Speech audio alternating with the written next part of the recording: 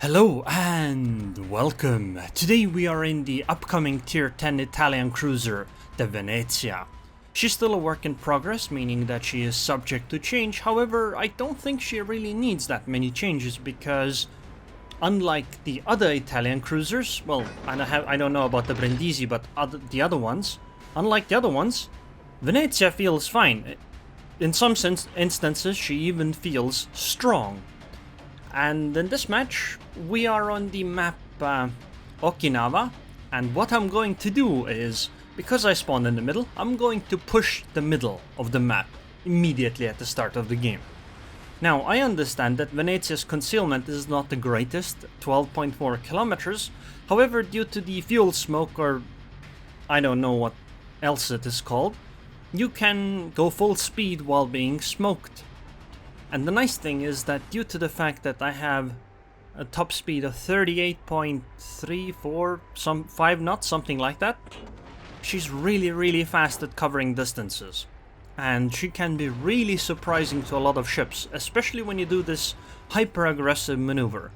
And another nice thing is that Venezia has fairly good armor, meaning that she can actually get away with it quite often, even when ships shoot at her.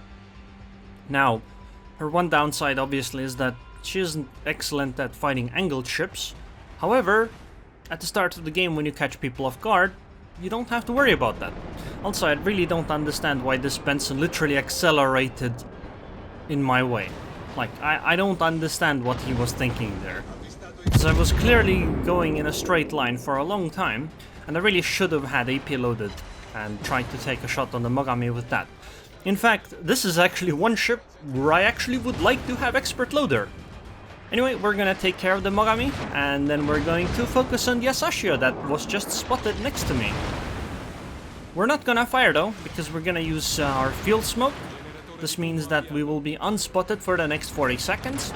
And the nice thing with this is that if I don't fire my guns, a ship literally has to get within 2 kilometers of me to be able to spot me. I've also considered that this might be the one ship where TASM might be good, the thing you take instead of the concealment upgrade. Because you can, increase your spotting range to 3 kilometers, so you can see other people while you're in field smoke, they can't see yours.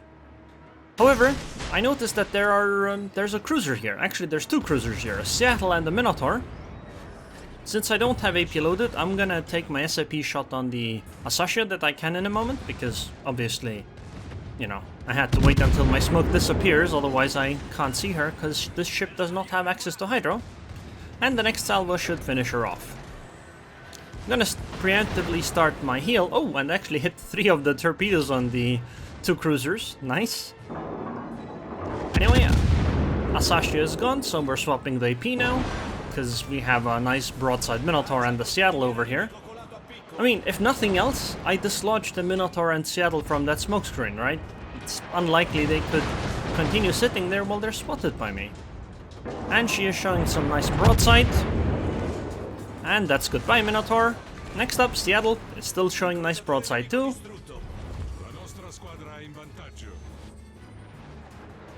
Okay, she fired her shot. My guns are reloaded in a moment. Thank you for standing still, making the shot easier. Okay, maybe it wasn't that easy, because I got 5 overpens. Yeah, I'm not very happy with that salvo, okay? I did hit 13 of the 15 shells. Still though, I wanted to see that being a one-shot. My devastating strikes are missing, okay? SAP actually isn't that great against lightly armored targets, because you can't citadel with them, because they don't have enough penetration at this tier, which makes SAP actually kind of a weapon against battleships. Anyway, it's 4 minutes 30 seconds into the game. We have 3 kills. We basically took the middle cap, although I suppose the Donskoy took the middle cap. The Benson could have easily taken the middle cap if she had just waited, but for some reason she went away. Anyway, I mean, think about it. If you take out 3 enemy ships this quickly, and I suppose the Mogami was the 4th, but it wasn't really me that did anything to her. If you take out 3 ships this quickly, the enemy team is gonna have only 9 ships to fight against your 12. Okay, I mean, let's say 11, because it's likely you're gonna take a lot of damage or maybe even go down. Although this time I got away with half of my HP. I suppose I have to thank that Friedrich der Grosse for that, because she basically aggroed all of the battleships on the enemy team. But I think I would have still been fine even if the battleships had fired. As in, I probably would have still sunk the 3 ships. I just might not have got away with it. But this time I did. Unfortunately, now it means that these are battleships that are angled towards me and there's nothing much I can do. Now, in my video about SAP and Italian cruisers, people were like, oh, why don't you just reposition and flank them? Fine, I'll flank for you. You'll see how it's not that perfect of a solution, okay? Because usually flanking means you make yourself much more vulnerable.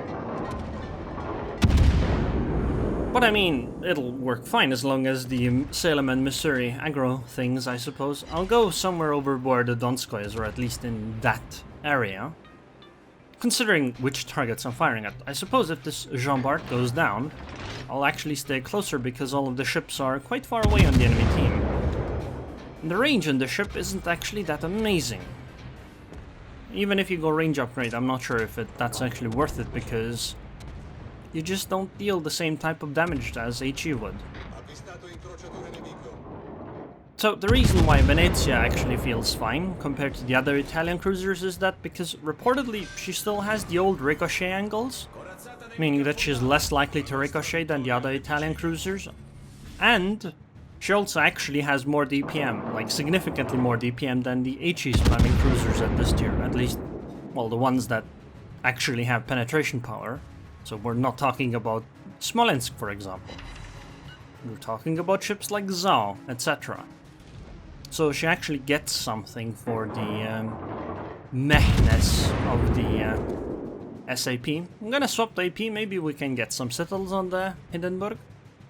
I still have a fuel smoke, and considering that no enemy is within 10 kilometers of me, 9.9 I think is the fuel smoke detection range while firing, or smoke detection range while firing, so you have to stay out of that range.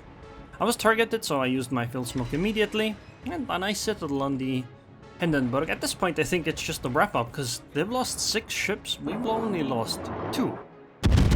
And we control... oh, I suppose we didn't actually take the B cap, huh? But we still control A, and we're definitely going to take the B cap soon. The reason I like using AP quite often is, even if you don't get citadels, AP has more penetration power even against battleships, so SAP penetration power is basically like HE penetration power divided by 4, so we're talking like 50 something millimeters of penetration on SAP, I believe at least. Which means that these armor plates that are like 70 millimeters on a battleship or like 100 millimeters, SAP just shatters on them. And so, as you can see, 7 non-penetrations on this salvo against that Friedrich der Grosse. So unless you can actually get superstructure hits, it's not that great. Oh god, I'm gonna take this torpedo. And you really do need something like AP against Smolensk, but I think I'm pretty much gone now, because I'm too close to the Smolensk. I don't have a field smoke and I only have 13k HP. So I'm gonna try to take a shot on this Hakuryu to just see how much damage I do.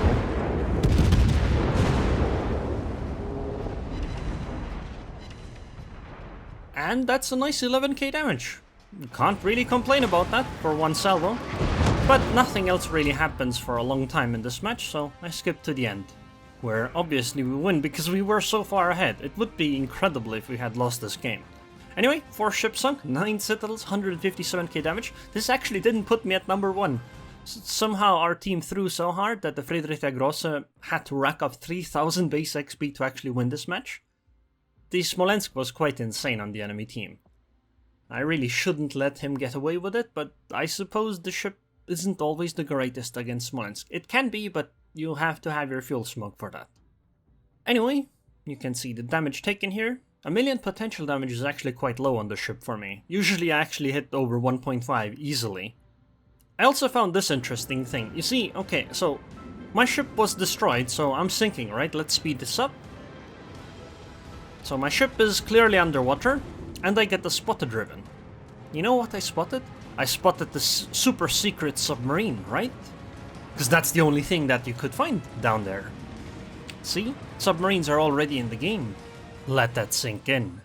Anyways, I hope you guys enjoyed this video. I would like to thank the patrons on Patreon. Thank you very much for your continued support, Cheetah Freak, and I hope I'll see you guys next time.